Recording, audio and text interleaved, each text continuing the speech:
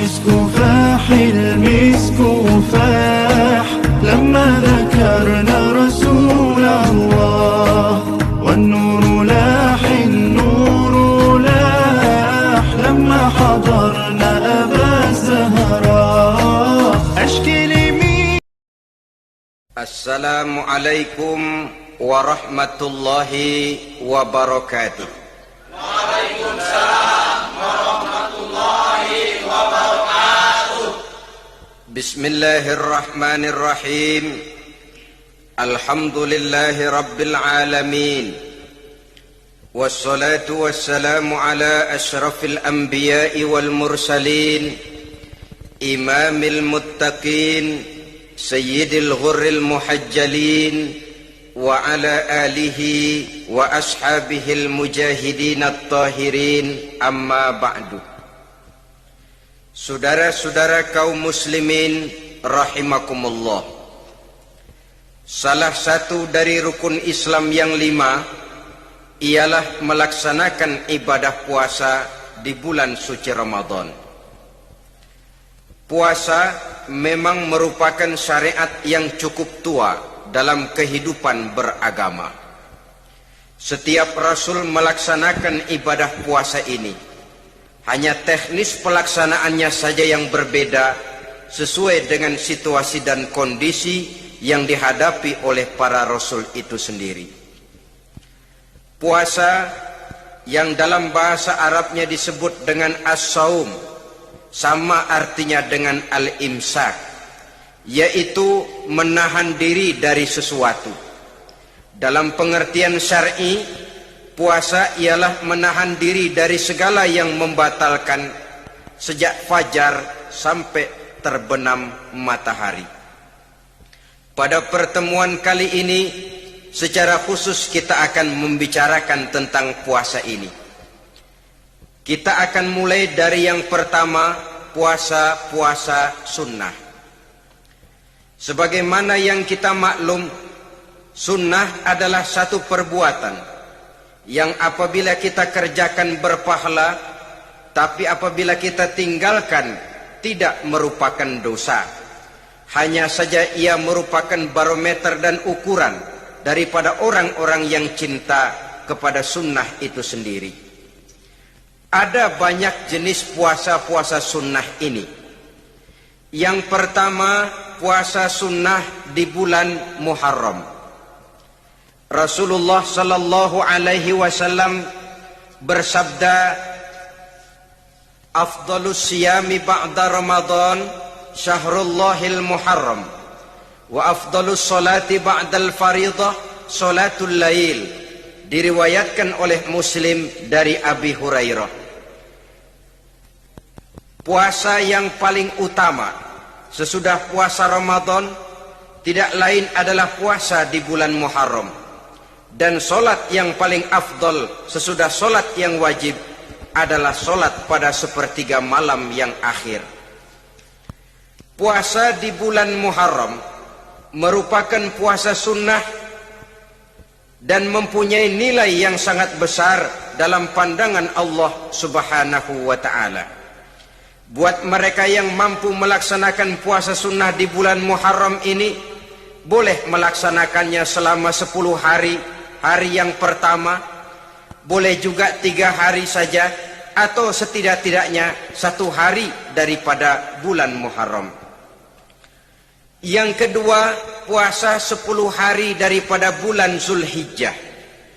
Karena bulan Zulhijjah ini memang termasuk bulan yang dimuliakan oleh Allah Subhanahu wa ta'ala.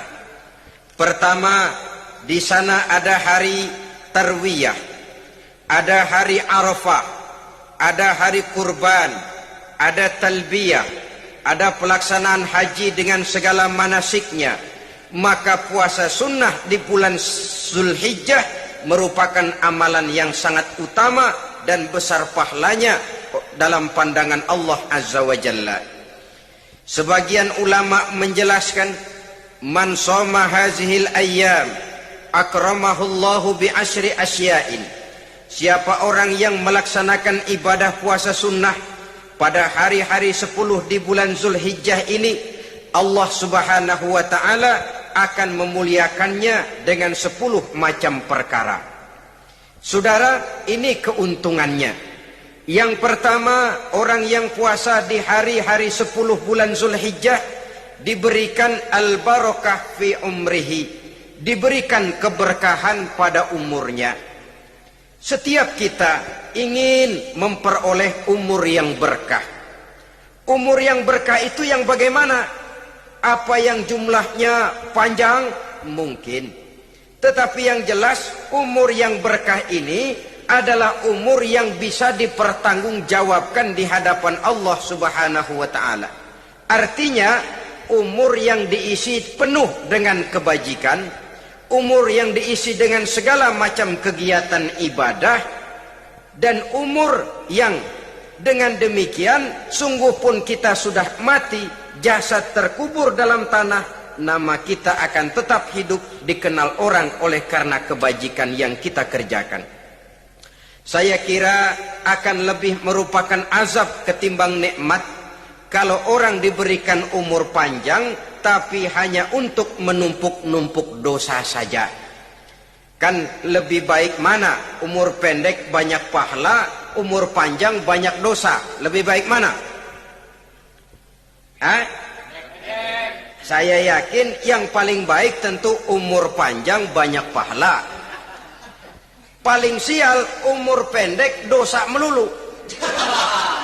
Sudah diberikan umur pendek tidak seberapa, dosa berlipat ganda. Itu kalau orang kampung bilang tekor namanya.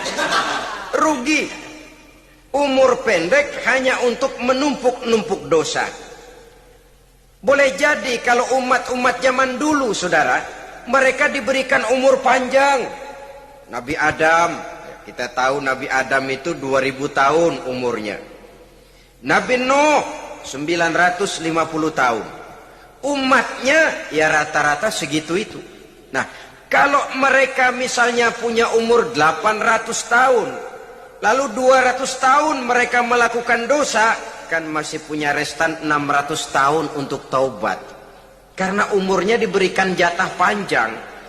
Kita ini oleh Allah Subhanahu wa ta'ala, umat Nabi Muhammad ini umurnya pendek-pendek. Kalau nyontoh Nabi 63 tahun saja. Kalau diberikan 70 tahun umur kita sekarang, itu sudah dapat jatah lebih 7 tahun. Alhamdulillah bahwa Allah memberikan saat-saat, waktu-waktu, tempat-tempat yang punya nilai istimewa, sehingga umur yang pendek ini bisa bernilai panjang.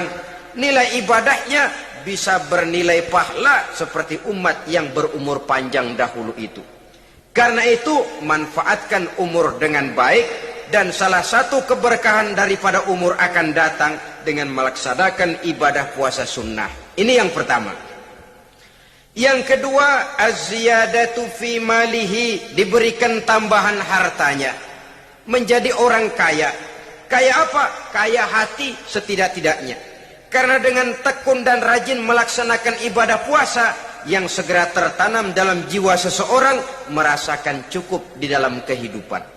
Itulah dia orang yang paling kaya, orang yang hidupnya paling cukup.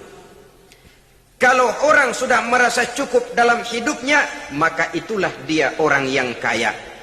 Saudara-saudara kaum muslimin rahimakumullah, puasa sunnah memberikan tambahan harta, usahanya berkembang, dengan demikian membawa keberkahan, hartanya makin bertambah, akan menunjang ibadahnya kepada Allah, lebih memantapkan dan membawa ketenangan dalam hidupnya.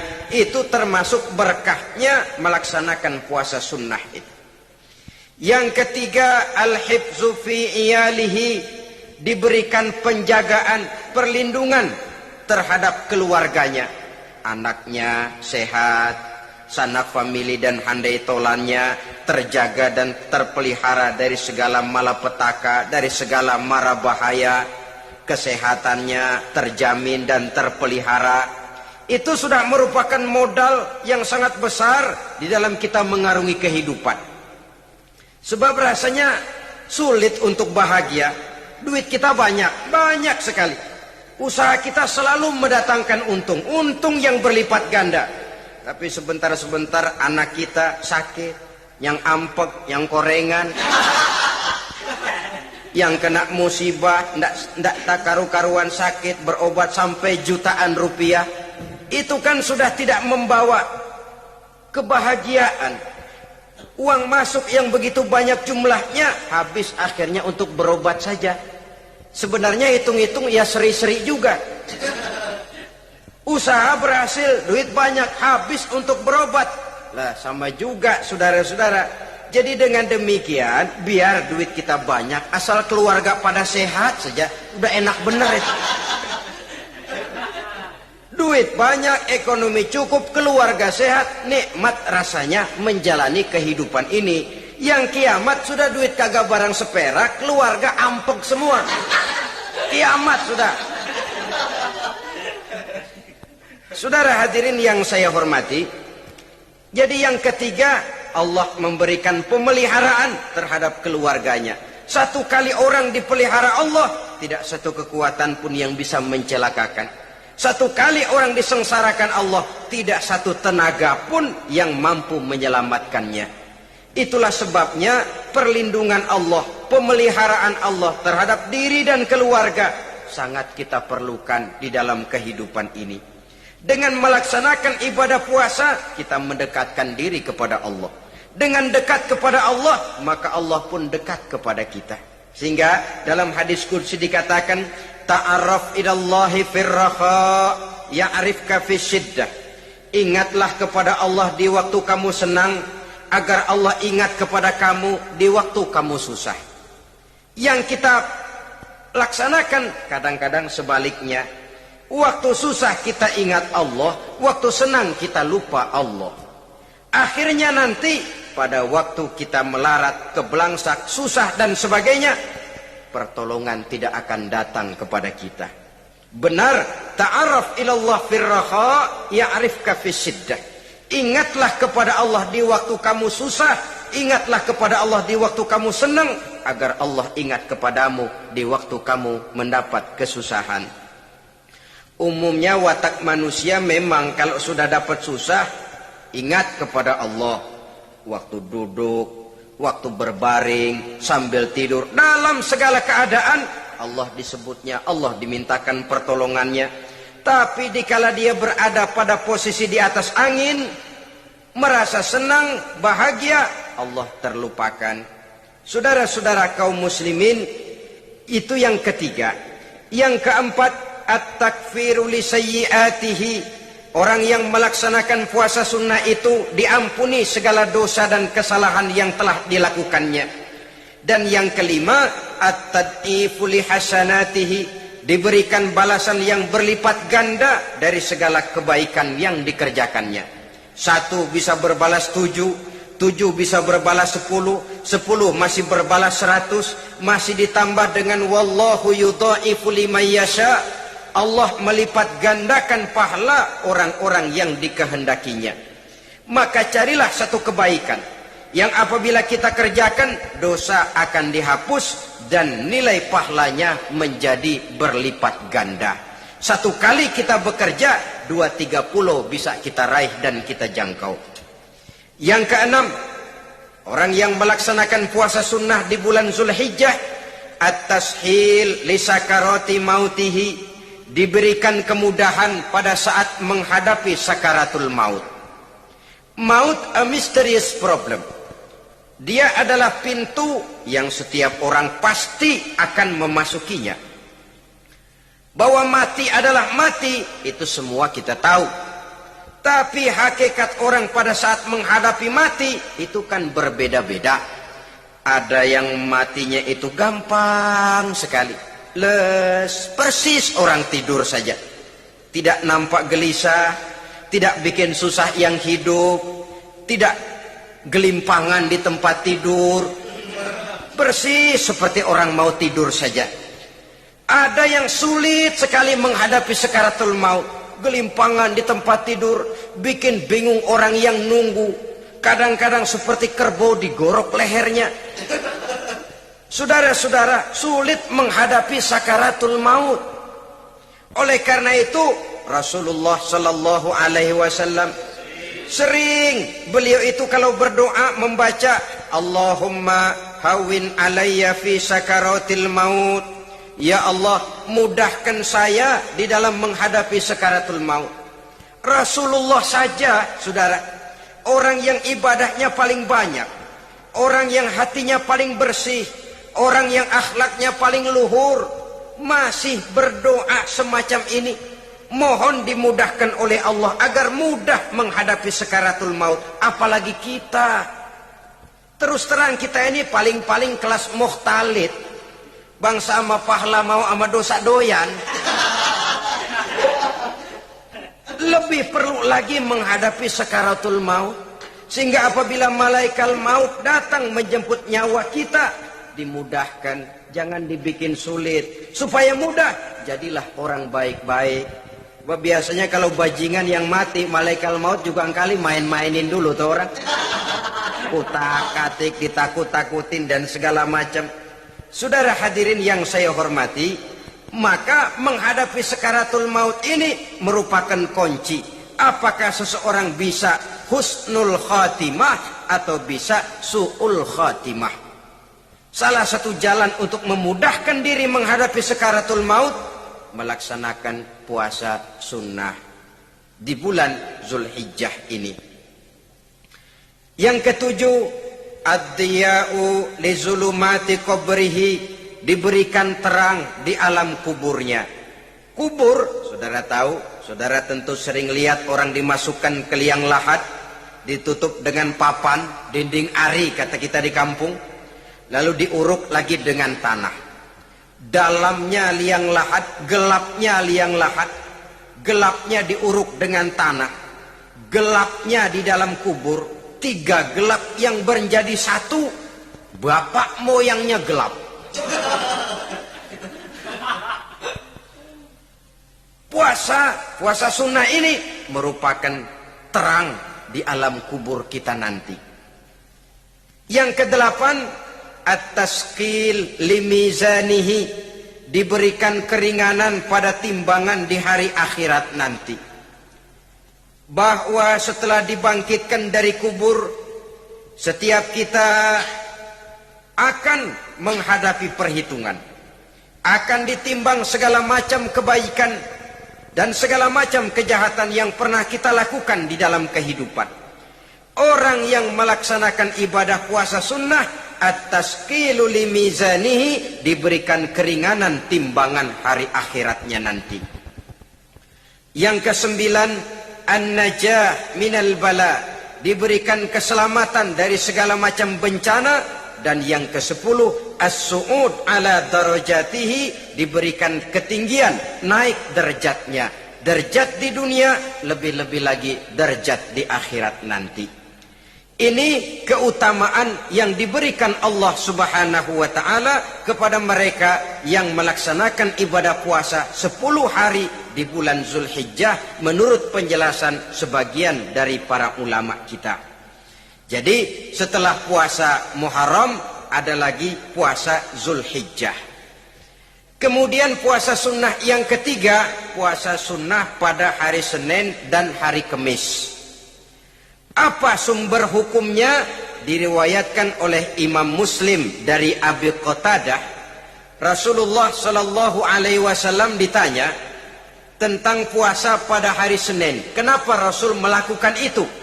Beliau menjawab, zalika yaumu wulidtu fihi wa yaumu bu'istu au unzila alayya fihi. Hari Senin itu adalah hari di mana aku dilahirkan dan hari di mana aku dibangkitkan. Wahyu pertama turun kepadaku pun pada hari itu. Maka sunnah melaksanakan puasa pada hari itu.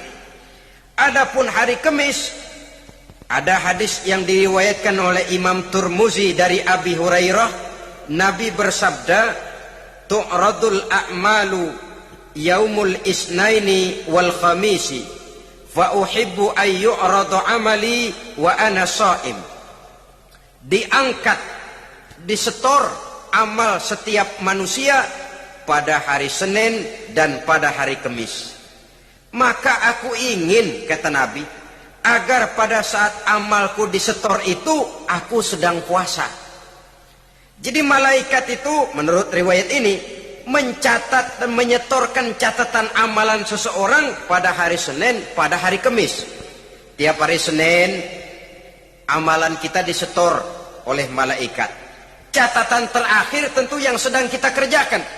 Sehingga yang masuk daftar, saya tinggalkan orang ini, dia sedang puasa. Karena naik catatan amalnya pada hari Senin. Kamis diangkat lagi, catatan paling akhir, saya tinggalkan orang ini, dia sedang puasa. Itu makna fa uhibbu ayyurada amali wa ana shaim. Aku senang kalau pada saat amalku disetor, catatan paling akhir aku lagi puasa. Satu keistimewaan. Alangkah celaka tiap amalan disetor kita sedang berbuat jahat. Senin, Kemis, teler, mabok, judi. Tiap amalan disetor catatan akhirnya saya tinggalkan si fulan lagi teler. Laporan Senin. Kemis laporan lagi. Saya tinggalkan si fulan lagi mirit kartu. Saudara hadirin yang saya muliakan, alangkah jeleknya catatan kita. Oleh karena itu sunnah puasa pada hari Senin dan hari Kamis. Ini amalan sunnah saudara-saudara. Dan oleh karena ini amalan sunnah, sebagian ulama memberikan penjelasan, walaupun lupa niat, kalau sudah malam itu lupa niat, boleh niatnya sudah siang puasa sunnah ini. Dengan catatan dari pagi belum makan apa-apa. Malam saudara lupa, tahu-tahu ingat ini hari Senin, ini hari Senin. Dan jam 10, niatlah jam 10 itu. Sah puasanya asal dari pagi belum makan apa-apa. Tapi kalau sudah dapat 2 piring baru niat, jam 10 itu lain, ngojek namanya. Jadi puasa sunnah yang ketiga, puasa pada hari Senin dan hari Kamis. Yang keempat, puasa jenis sunnah yang keempat, puasa 6 hari di bulan Syawal. Diriwayatkan oleh Imam Muslim dari Abi Ayyub bahwa Nabi bersabda, "Man shoma Ramadhana summa atba'ahu sittan min Syawal kana kasyamid dahri." Barang siapa yang berpuasa di bulan Ramadan, kemudian diikutinya dengan 6 hari di bulan Syawal, maka dia seolah-olah seperti orang yang berpuasa 1 abad lamanya. Allahu Akbar. Demikian besar keuntungannya. 6 hari di bulan Syawal sama dengan orang yang berpuasa 1 abad lamanya. Ini fadailul a'mal saudara-saudara. Jangan diartikan karena menang sudah puasa 6 hari bulan Syawal, Ramadan tahun depannya lantas nggak puasa. Kenapa? Ukurannya sudah 1 abad. Bukan itu pengertiannya. Ini mendorong orang memberikan ganjaran pahala yang sedemikian besar. 6 hari setelah Ramadan, artinya di bulan Syawal. Tidak pada hari pertama Syawal karena haram hukumnya berpuasa pada hari fitri itu. 6 hari di bulan Syawal. Tinggal lihat yang mampunya saja. Boleh berurutan, boleh tidak berselang-seling, boleh. Asal saja jumlahnya 6 hari selama masih bulan Syawal itu. Hari ini 3 hari lagi, 4 hari lagi, diselang-seling atau berurutan, itu juga lebih baik. Puasa sunnah 6 hari daripada bulan Syawal. Kemudian yang kelima, puasa sunnah 3 hari pada setiap bulan. 3 hari pada setiap bulan. Diriwayatkan oleh Imam Bukhari dan Muslim dari Abi Hurairah. Abi Hurairah bercerita, "Ausani khalili sallallahu alaihi wasallam bisalasin." Kekasih saya Rasulullah berwasiat kepada saya, memesankan benar-benar kepada saya untuk melaksanakan 3 amalan yang terpuji. Pertama, siyamu salasati ayyamin min kulli syahrin. Puasa 3 hari dalam setiap bulan. Ini wasiat yang pertama. 3 hari pada setiap bulan. Tidak peduli bulan apa saja. dalam artian ya bulan menurut perhitungan Islam ya. Muharram, Safar, Rabiul Awal, Rabiul Tsani, Jumadal Ula, Jumadil Akhir, Rajab, Sya'ban, Ramadan, Syawal, Zulqa'dah, Zulhijjah dan selanjutnya. 3 hari pada setiap bulan. Tanggalnya tanggal berapa saja? Lebih utama pada yang disebut Yaumul Bid, yaitu hari-hari di mana bulan menunjukkan purnama. Tanggal 13, tanggal 14 dan tanggal 15 pada setiap bulannya itu disunahkan melaksanakan puasa. Itu wasiat pertama, puasa 3 hari pada setiap bulan. Wasiat yang kedua, warok'atai duha, melaksanakan sholat duha sekurang-kurangnya 2 rakaat. Itu wasiat yang dipesankan benar kepada saya, kata Abi Hurairah. Pertama, puasa 3 hari pada setiap bulan.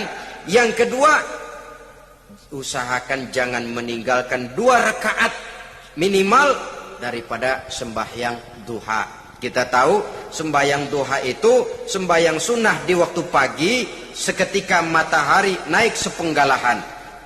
Sekurang-kurangnya 2 rakaat, sebanyak-banyaknya 8 rakaat. Di antara fadilah atau keutamaan daripada sholat duha ini yaitu menyangkut masalah rezeki dan usaha. Kemudian wasiat yang ketiga, wa an utira qabla an anama. Beliau sangat berwasiat kepada saya untuk sholat witir sebelum tidur. Artinya sholat malam sebagai amalan sunnah di dalam kehidupan kita. Jadi saudara-saudara, dalam hidup ini kita akan selalu berbentur dengan keperluan. Kalau pada satu saat kita sudah sampai kepada tahap berpikir ini keperluan saya, tentu hal-hal semacam ini akan kita kerjakan.